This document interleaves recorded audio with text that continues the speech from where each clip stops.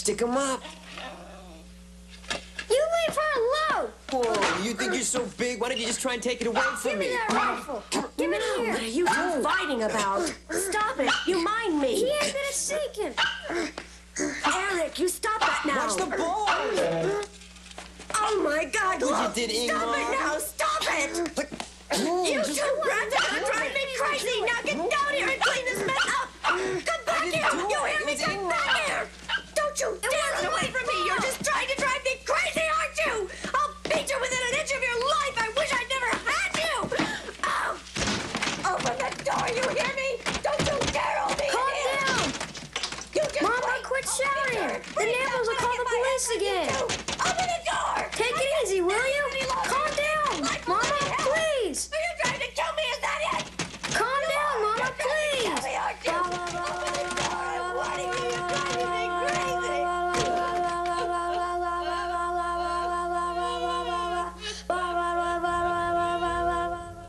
Welcome back. Now we had an opportunity, Sheila, to see something that I'm sure could be very traumatic for a child, particularly as you seem to indicate this wasn't the first time that perhaps there'd been this kind of outburst. And in this film, My Life as a Dog, the little boy's mother is very ill and gets progressively more ill, and that's part of the dilemma. So anyway, in terms of this kind of trauma, I'm wondering, you know, if a child has one of these experiences, you know, how much of an impact is that? I know parents always worried, well, if I yell at my child, that means I'm scarring them for life. Or does there need to be some sort of repetition? What does your research tell you about that? Well, again, when we're looking at the positive, Right. okay, when we're looking not so much at the mother that's losing control and is ill, but more on what is available in that child's environment as a resource to help them deal with this kind of happening over and over and over and over again. Okay. Okay, and there's been 3 common denominators, very, very simple, that have been identified as protective factors. Okay. Okay, which we can talk about. Absolutely. In fact, I think we have them prepared. Ah. Yes, if we go to our next graphic, we are on top of this. Hopefully. Okay. Well, actually, we came up with the 3, hopefully, that you're Great. thinking of. Yes. The first is, let's take a look at caring and support. A close relationship with one person, stable care, affection, attention, and basic trust. And we'll return to the rest of those in a moment. Okay, could you speak to us about that? Sure. Well, of course, you know, caring and support can be seen very differently from home to home, from person to person, so there's not one way that we can prescribe caring and support or say what it looks like. However, when a child, it's shown that when a child has a close relationship with one adult, not necessarily a parent, not necessarily a biological parent, could be a grandmother, could be the other parent. In this situation, perhaps the child has a caring and supportive relationship with the father, meaning that that father shows a lot of affection and is really there for that child. Is shown to provide a very strong protective mechanism for that child. So in terms of how many outbursts or whatever, I wouldn't know the answer to that, but I would know that the research shows us that there's a pretty good chance that even despite this situation occurring, that if one or more of these factors were in place, that child would have a better chance of surviving. So therefore, you know, programs like Big Brothers and Big Sisters and maybe children involved in extracurricular activities, a coach, somebody like that, grandparents, because I know here in California, extended families are fairly rare. We're such a transitory area here in the Bay Area that I think we do need to sort of construct family systems that work for us. Yes. Because, you know, I know back east, where I grew up, often those kind of family systems were more just a given. You know, that everybody would stay in the same town, but it's definitely different here. So we can work to maybe build that kind of protective factor for our children and for ourselves, which is not stay isolated. That's, yeah, which is no easy No, task, but isn't. it's worth pursuing. Also, I have to say that this particular characteristic or protective factor is really most important, most critical during the first year of life, too. which isn't to say that you can't replace it if it's not there the first year of life. Certainly it can be, you know, I mean, you were talking about different ways, football coaches, Big Brother, programs like that. But if the child has had a significantly bonded relationship with an adult, particularly during the first year of life, that's shown to provide a very strong Nice buffer. foundation. Yes. Yeah. Yeah. Now that does have to continue through life. Yeah.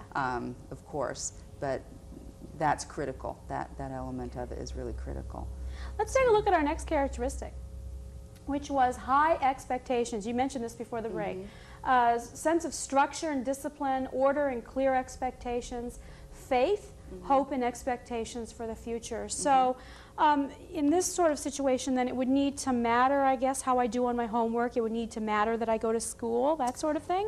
You know, that's interesting. When we talk about high expectations, we're not necessarily talking about academic success or monetary success. We could be talking about an expectation, particularly of a child's behavior. For example, my child will not hurt another person's feeling. That's my expectation. Okay. Or whatever it is that's of value to the family in terms of behavior. And so it may be academics. It may be monetary success. I'm not sure how, you know, intrinsically gratifying those kinds of things are, but I think we're really talking about an expectation that the child has everything that they need to be successful, that they already possess that. And within that structure, that there are clear expectations for what a child can and cannot do, that there's not chaos within the family, there's clear guidelines. Okay. So things like having children participate meaningfully in the family structure, maybe having chores, or you know, the expectation that of course you're competent.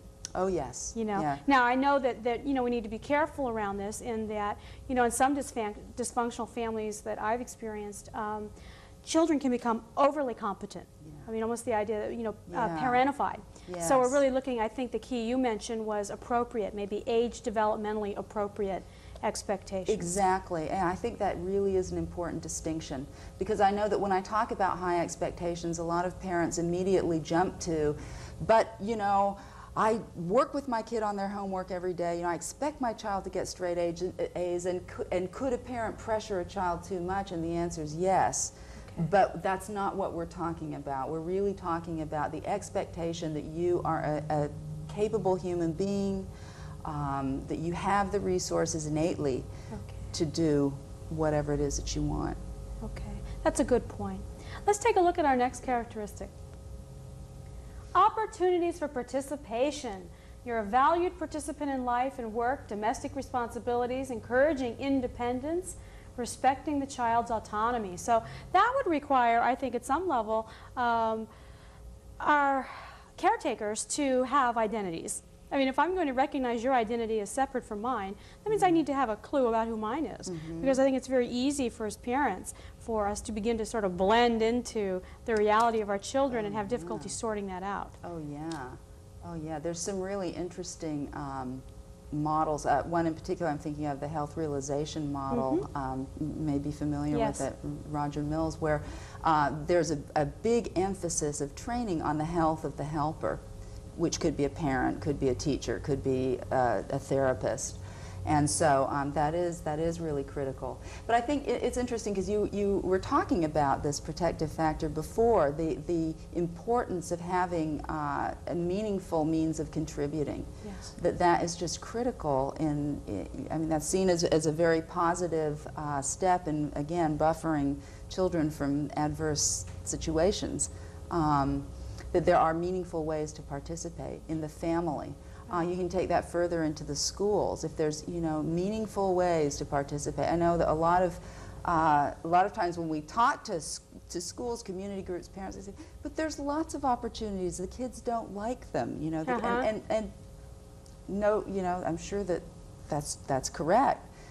But what I think that says is that it's not meaningful to the child. That you know, the child has to find meaning in whatever it is that they are participate. That is an interesting point, because I think a lot of times we may be asking our children to do things that are actually meaningful to us because it would help us out, or it would make our lives a little easier, or we think it's good for them. I mean, we had to do it.